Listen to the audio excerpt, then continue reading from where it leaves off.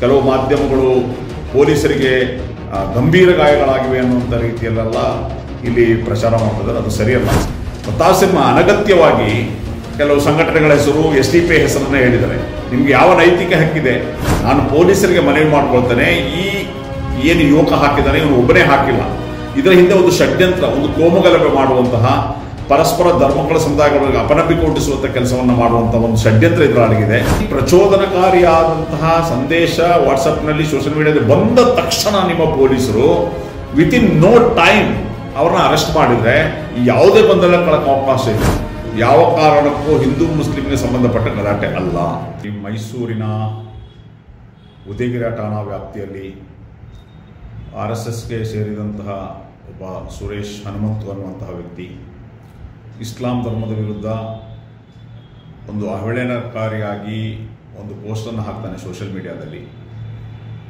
ಆ ಸೋಷಿಯಲ್ ಮೀಡಿಯಾದಲ್ಲಿ ಹೇಳಲಾಗ್ತಾ ಇದೆ, ಬೆಳಿಗ್ಗೆ 10 ಗಂಟೆಗೆ ಅವನು ಸೋಷಿಯಲ್ ಮೀಡಿಯಾದಲ್ಲಿ ಪೋಸ್ಟ್ ಹಾಕಿದ್ದಾನೆ ಅಂತೇಳಿ. ಅತ್ಯಂತ ಅವಹೇಳನಕಾರಿಯಾಗಿ ಇಸ್ಲಾಂ ಧರ್ಮದ ವಿರುದ್ಧ, ರಾಹುಲ್ ಗಾಂಧಿ ವಿರುದ್ಧ, ಕೇಜ್ರಿವಾಲ್ ವಿರುದ್ಧ ಎಲ್ಲವೂ ಸೇರಿಕೊಂಡು ಒಂದು ಅವಹೇಳನ ಮಾಡುವಂಥ ರೀತಿಯಲ್ಲಿ ಅವರ ಮೈ ಮೇಲೆ ಇಸ್ಲಾಂ ಲಿಪಿಗಳನ್ನು ಬರೆದು ಒಂದು ಅವಹೇಳನ ಮಾಡುವಂಥ ಒಂದು ಕೆಲಸ ಏನು ಮಾಡಿದ್ದಾನೆ. ಪೊಲೀಸರು ತಕ್ಷಣ ಅದು ಸುಮೋಟೋ ಕೇಸು ದಾಖಲು ಮಾಡಿ ಅರೆಸ್ಟ್ ಮಾಡಬೇಕಾಗಿತ್ತು. ಸ್ವಲ್ಪ ಡಿಲೇ ಆಗಿದೆ. ಆದರೂ ಕೂಡ ಇವತ್ತು ಮೈಸೂರಿನ ಪೊಲೀಸರನ್ನು ನಾವು ಅವ್ರಿಗೆ ಅಭಿನಂದನೆಗಳನ್ನು ಸಲ್ಲಿಸ್ತೀವಿ.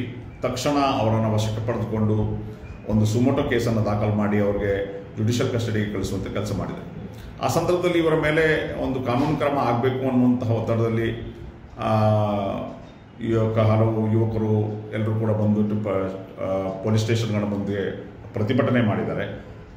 ತಕ್ಷಣ ಅವನ ಮೇಲೆ ಕ್ರಮ ಆಗಬೇಕು ಅಂತ ತಕ್ಷಣ ಪೊಲೀಸರು ಅದಕ್ಕೆ ಪೂರಕವಾಗಿ ಸ್ಪಂದಿಸಿ ಅವರನ್ನು ಸುಮೋಟೋ ಕೇಸ್ ದಾಖಲಿಸಿ ಅರೆಸ್ಟ್ ಮಾಡುವಂಥ ಕೆಲಸವನ್ನು ಕೂಡ ಮಾಡಿದ್ದಾರೆ. ಆ ನಡುವೆ ಸಣ್ಣ ಮಟ್ಟಿನ ಲಾಠಿ ಚಾರ್ಜ್ ಆಗಿದೆ, ಸ್ವಲ್ಪ ಕಳ್ಳು ತೂರಾಟ ಆಗಿದೆ. ಆದರೆ ಕೆಲವರು ಅದನ್ನು ತುಂಬ ಉದ್ರಿಕ್ತ ಒಂದು ಸ್ಥಿತಿಯಲ್ಲಿ ಅದನ್ನು ಪ್ರಚಾರ ಮಾಡ್ತಾ ಇದ್ದಾರೆ. ಇದು ಸರಿಯಲ್ಲ. ಕೆಲವು ಮಾಧ್ಯಮಗಳು ಪೊಲೀಸರಿಗೆ ಗಂಭೀರ ಗಾಯಗಳಾಗಿವೆ ಅನ್ನುವಂಥ ರೀತಿಯಲ್ಲೆಲ್ಲ ಇಲ್ಲಿ ಪ್ರಚಾರ ಮಾಡ್ತಾ ಇದ್ದಾರೆ. ಅದು ಸರಿಯಲ್ಲ. ಸಣ್ಣ ಪುಟ್ಟ ಗಾಯಗಳಾಗಿರುವುದು ನಿಜ. ಒಂದೆರಡು ಪೊಲೀಸರಿಗೆ ಈ ಕಲ್ಲು ತೂರಾಟದಲ್ಲಿ ಅಥವಾ ಈ ಓಡಾಟದಲ್ಲಿ ಆಶ್ವಾಯು ಕೂಡ ಸಿಡಿಸಿದ್ದಾರೆ. ಇದರೆಲ್ಲ ಮಧ್ಯೆ ಒಂದು ಸಣ್ಣ ಪುಟ್ಟ ಗಾಯಗಳಾಗಿರುವಂಥದ್ದು ಸಹಜ. ಒಂದೆರಡು ವಾಹನಗಳಿಗೂ ಕೂಡ ಜಖಮ್ ಆಗಿರುವಂಥದ್ದು, ಅಂದರೆ ಗ್ಲಾಸ್ ಒಡೆದೋಗಿರುವಂಥದ್ದು ಕೂಡ ಸಹಜ.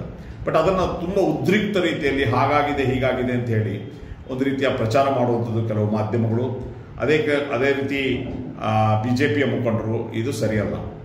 ಇಲ್ಲಿ ನಾನು ಹೇಳುವಂಥದ್ದು, ಇಲ್ಲಿ ಏನು ಮಾಜಿ MP ಪ್ರತಾಪ್ ಸಿಂಹ ಬಂದು ಪ್ರಚೋದನಕಾರಿ ಹೇಳಿಕೆಯನ್ನು ನೀಡ್ತಾರೆ. ಈ RSSನ ಸೇರಿದ ಈ ಸುರೇಶ್ ಅನ್ನುವಂಥ ಹನುಮಂತು ಅನ್ನುವಂಥ ವ್ಯಕ್ತಿ ಇಷ್ಟು ಅವಹೇಳನಕಾರಿಯಾಗಿ ಇಸ್ಲಾಂ ಧರ್ಮದ ಬಗ್ಗೆ ಒಂದು ಸೋಷಿಯಲ್ ಮೀಡಿಯಾ ಪೋಸ್ಟ್ ಹಾಕಿದ. ಆ ಬಗ್ಗೆ ಏನು ಮಾತಾಡೋದಿಲ್ಲ. ಇವರು RSSಗೆ ಸೇರಿದವರು. ಇದೊಂದು ಷಡ್ಯಂತ್ರ. ನಾನು ಪೊಲೀಸರಿಗೆ ಮನವಿ ಮಾಡ್ಕೊಳ್ತೇನೆ, ಈ ಏನು ಯುವಕ ಹಾಕಿದ್ದಾನೆ ಇವನು ಒಬ್ಬನೇ ಹಾಕಿಲ್ಲ. ಇದರ ಹಿಂದೆ ಒಂದು ಷಡ್ಯಂತ್ರ, ಒಂದು ಕೋಮುಗಲಭೆ ಮಾಡುವಂತಹ, ಪರಸ್ಪರ ಧರ್ಮಗಳ ಸಮುದಾಯಗಳಿಗೆ ಅಪನಂಬಿಕೆ ಹುಟ್ಟಿಸುವಂಥ ಕೆಲಸವನ್ನು ಮಾಡುವಂಥ ಒಂದು ಷಡ್ಯಂತ್ರ ಇದರೊಳಗಿದೆ. ಇದರ ಹಿಂದೆ ಪ್ರತಾಪ್ ಸಿಂಹ ಇರಲಿಕ್ಕೂ ಕೂಡ ಸಾಧ್ಯತೆ ಇದೆ. ಪ್ರತಾಪ್ ಸಿಂಹನ ಪ್ರಚೋದನೆ ಇರಲಿಕ್ಕೆ ಸಾಧ್ಯತೆ ಇದೆ. ಹಾಗಾಗಿ ಇದನ್ನು ಒಳಪಡಿಸಬೇಕು. ಈ ಪ್ರತಾಪ್ ಸಿಂಹ, ಅಶೋಕ್ ಇನ್ನೊಂಥವ್ರು ಬಂದು ತುಂಬ ಪ್ರಚೋದನೆ ನೀಡಿ ಏನೂ ಆಗದ ಘಟನೆ ಇದು. ಯಾವುದೇ ಹಿಂದೂ ಮುಸ್ಲಿಂ ಗಲಾಟೆ ಖಂಡಿತ ಅಲ್ಲ. ಕೆಲವು ಮಾಧ್ಯಮಗಳು ಆ ರೀತಿ ಬರೆದಿದೆ. ಖಂಡಿತ ಯಾವುದೇ ಹಿಂದೂ ಮುಸ್ಲಿಂ ಗಲಾಟೆ ಅಲ್ಲ. ಒಬ್ಬ ವ್ಯಕ್ತಿ RSSಗೆ ಸೇರಿದ ಒಬ್ಬ ವ್ಯಕ್ತಿ ತಪ್ಪು ಮಾಡಿದ್ದಾನೆ. ಅವರ ಹಿಂದೆ ಯಾರೋ ಷಡ್ಯಂತ್ರ ರೂಪಿಸಿದ್ದಾರೆ ಈ ಒಂದು ಅಶಾಂತಿಯನ್ನು ಸೃಷ್ಟಿಸಲಿಕ್ಕೆ. ಅದು ಪೊಲೀಸರು ಅದನ್ನು ತಕ್ಷಣ ಅವ್ರಿಗೆ ಬಂಧಿಸ್ತಾರೆ. ನಾನು ಪೊಲೀಸರಿಗೆ ಮಾಡುವಂಥದ್ದು, ಈ ಸುರೇಶ್ ಅನ್ನುವಂಥ ಹನುಮಂತು ಅನ್ನೋ ವ್ಯಕ್ತಿ ಮಾತ್ರ ಅಲ್ಲ, ಇದರಲ್ಲಿ ಯಾರೋ ಷಡ್ಯಂತ್ರ ರೂಪಿಸಿದ್ದಾರೆ. ಅದರ ಹಿಂದೆ ಯಾರಿದ್ದಾರೆ, ಪ್ರತಾಪ್ ಸಿಂಹನಂತ ಬೇರೆಯವರು ಇದ್ದಾರಾ ಅನ್ನೋದನ್ನು ತನಿಖೆಗೆ ಒಳಪಡಿಸಬೇಕು. ಪ್ರತಾಪ್ ಸಿಂಹ ಅನಗತ್ಯವಾಗಿ ಕೆಲವು ಸಂಘಟನೆಗಳ ಹೆಸರು SDP ಹೆಸರನ್ನ ಹೇಳಿದ್ದಾರೆ. ನಿಮ್ಗೆ ಯಾವ ನೈತಿಕ ಹಕ್ಕಿದೆ? ಪಾರ್ಲಿಮೆಂಟ್ನಲ್ಲಿ ಬಾಂಬ್ ಬಿಟ್ಟವರಿಗೆ ಪಾಸ್ ಕೊಟ್ಟವರು ನೀವು. ಪಾರ್ಲಿಮೆಂಟಲ್ಲಿ ಹನುಮ ಜಯಂತಿ ಸಂದರ್ಭದಲ್ಲಿ ಹುಣಸೂರಿನಲ್ಲಿ ಪೊಲೀಸರ ಗಾಡಿಗೆ ತಡೆ ಒಡ್ಡದಂಥವ್ರು ನೀವು. ಪೊಲೀಸರ ಮೇಲೆ ಗಾಡಿ ಹತ್ತಿಸುವಂಥ ಕೆಲಸವನ್ನು ಮಾಡಿದಂಥವ್ರು ನೀವು ಇಲ್ಲಿ ಯಾರಿಗೂ ಬುದ್ಧಿ ಹೇಳಕ್ಕೆ ಬರಬೇಡಿ. ಹಾಗಾಗಿ ನಮಗೆ ಗೊತ್ತಿದೆ ಏನು ಮಾಡಬೇಕು ಅನ್ನೋಂಥದ್ದನ್ನು. ಹಾಗಾಗಿ ಪೊಲೀಸರು ಏನು ಈ ರೀತಿ ಪ್ರಚೋದನೆ ಮಾಡ್ತಾ ಇದ್ದಾರೆ, ಕೆಲವು ಮಾಧ್ಯಮಗಳು ಮತ್ತು ಇಂಥ ಕೆಲವು BJP ನಾಯಕರು, ಆ ಪ್ರಚೋದನೆ ವಿರುದ್ಧನೂ ಕೂಡ ಇವರ ಮೇಲೆ ಕ್ರಮ ಕೈಗೊಳ್ಳಬೇಕು ಅಂತ ಹೇಳ್ತೀನಿ. ಮತ್ತು ಜನರಿಗೆ ನಾನು ಅಪೀಲ್ ಮಾಡ್ತೀನಿ, ಆ ರೀತಿ ಯಾವುದೇ ಅಹಿತಕರ ಘಟನೆ, ಸಣ್ಣ ಪುಟ್ಟ ಅಹಿತಕರ ಘಟನೆ ನಡೆದಿರುವಂಥದ್ದು ನಿಜ, ಅಂಥವ್ರ ಮೇಲೆ ಏನು ಕಾನೂನು ಕ್ರಮ ಕೈಗೊಳ್ಳಬೇಕಾದರೂ ಕಾನೂನು ಕ್ರಮದಲ್ಲಿ ಅವರು ಕೈಗೊಳ್ತಾರೆ. ಹಾಗಾಗಿ ಯಾರೂ ಕೂಡ ಇದನ್ನು ಪ್ರಚೋದನೆ ಮಾಡಬಾರ್ದು ಅಂತ ಈ ಸಂದರ್ಭದಲ್ಲಿ ನಾನು ಜನರಲ್ಲಿ ಮನವಿ ಮಾಡ್ಕೊಳ್ತೇನೆ. ಮತ್ತು ಏನು ಈ ಒಂದು ಅವಹೇಳನಕಾರಿಯಾದಂತಹ ಡೆರೋಗೇಟರಿ ಆದಂಥ ಒಂದು ಪೋಸ್ಟ್ ಇದೆ, ಇದರ ಹಿಂದೆ ಯಾವ ಶಕ್ತಿಗಳು ಕೆಲಸ ಮಾಡಿದೆ ಅನ್ನೋದನ್ನು ತನಿಖೆ ಮಾಡಬೇಕು ಅಂತೇಳಿ ಪೊಲೀಸರಿಗೆ ಆಗ್ರಹಿಸ್ತಾರೆ.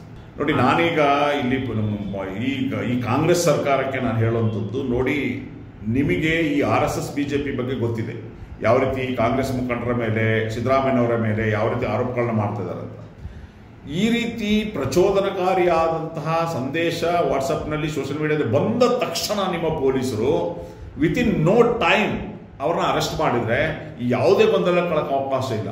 ನೀವು ಯಾವಾಗ ಡಿಲೇ ಮಾಡ್ತೀರಿ ಅರೆಸ್ಟ್ ಮಾಡೋದು, ಇವ್ರ ಮೇಲೆ ಕ್ರಮ ಕೈಗೊಳ್ಳೋದು, ಆಟೋಮೆಟಿಕಲಿ ಜನ ಸ್ವಲ್ಪ ಉದ್ರಿಕ್ತರಾಗುವಂಥದ್ದು ಇದು ನಡೀತದೆ. ಹಾಗಾಗಿ ಸರ್ಕಾರ ಮಾಡಬೇಕಾಗಿರೋ ಕೆಲಸ, ಇಂಥ ಡೆರೋಗೇಟರಿ ಆದಂಥ ಒಂದು ಅಪಮಾನಕಾರಿಯಾದಂಥ ಯಾವುದೇ ಪೋಸ್ಟನ್ನು ಯಾವುದೇ ಸೋಷಿಯಲ್ ಮೀಡಿಯಾದಲ್ಲಿ ಹಾಕಿದಾಗ ತಕ್ಷಣ ಅವರ ಮೇಲೆ ಕ್ರಮ ಕೈಗೊಳ್ಳುವಂಥ, ಏನು ನಿನ್ನೆ ಸುಮೋಟೋ ಕೇಸ್ ಹಾಕಿದ್ರು ಅದೇ ರೀತಿ ತಕ್ಷಣ ಮಾಡಬೇಕು, ಡಿಲೇ ಮಾಡಬಾರ್ದು ಅನ್ನೋಂಥದ್ದು ನನ್ನ ಅಪೀಲ್. ಅದು RSS ಕರ್ತರು ಬಂದಿದ್ರು 300 ಅಂತ. ನೋಡಿ, ಅದು ನಾನು ಹೇಳುವಂಥದ್ದು, ಆ ರೀತಿ ಏನಾದರೂ ಇದ್ರೆ ಪೊಲೀಸ್ ಇಲಾಖೆ ಇದೆ, ಗುಪ್ತಚರ ಇಲಾಖೆ ಇದೆ, ಆ ಮಾಹಿತಿಯನ್ನು ಪಡ್ಕೊಳ್ಬೇಕು. ಈ ಸುಮ್ಮನೆ ಇದನ್ನ ಒಂದು ಗೊಂದಲ, ಇದು ಯಾವ ಕಾರಣಕ್ಕೂ ಹಿಂದೂ ಮುಸ್ಲಿಂಗೆ ಸಂಬಂಧಪಟ್ಟ ಗಲಾಟೆ ಅಲ್ಲ. ಒಂದು ಪ್ರವಾದಿಯವರನ್ನ, ಇಸ್ಲಾಂ ಧರ್ಮವನ್ನು ಅವಹೇಳನ ಮಾಡಿದ ಒಬ್ಬ RSS ಒಬ್ಬ ವ್ಯಕ್ತಿ ಮತ್ತು ಅವರ ಹಿಂದಿರುವಂತಹ ಪ್ರತಾಪ್ ಸಿಂಹನ್ ಅಂತ ಜನರು ಇರ್ಬೋದು, ಅವರು ಮಾಡಿದಂಥ ಸಪ್ತಿ, ಇದರಲ್ಲಿ ಯಾವುದೇ ಬೇರೆ ಇಲ್ಲ. ಆ ವ್ಯಕ್ತಿಯ ಮೇಲೆ ಕೈಗೊಳ್ಳಬೇಕು, ಅದಕ್ಕೆ ಕುಮ್ಮಕ್ಕು ನೀಡಿದವರ ಮೇಲೆ ಕ್ರಮ ಕೈಗೊಳ್ಳಬೇಕು ಅಂತ ಆಗಿರ್ತದೆ.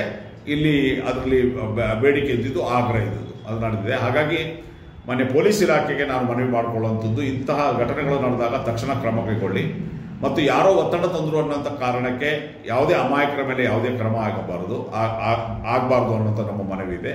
ಯಾರು ತಪ್ಪಿತಸ್ಥರಿದ್ದಾರೆ ಅವರ ಮೇಲೆ ಏನು ಕ್ರಮ ಕೈಗೊಳ್ಳಬೇಕು ಅದನ್ನು ಕೈಗೊಳ್ಳಿ, ಆದರೆ ಯಾವುದೇ ಒಬ್ಬ ವ್ಯಕ್ತಿ, ಅಮಾಯಕ ವ್ಯಕ್ತಿ ಮೇಲೆ ಯಾವುದೇ ಕ್ರಮಗಳು ಆಗಬಾರ್ದು ಅಂತ ನಾನು ಆಗ್ರಹಿಸ್ತೇನೆ.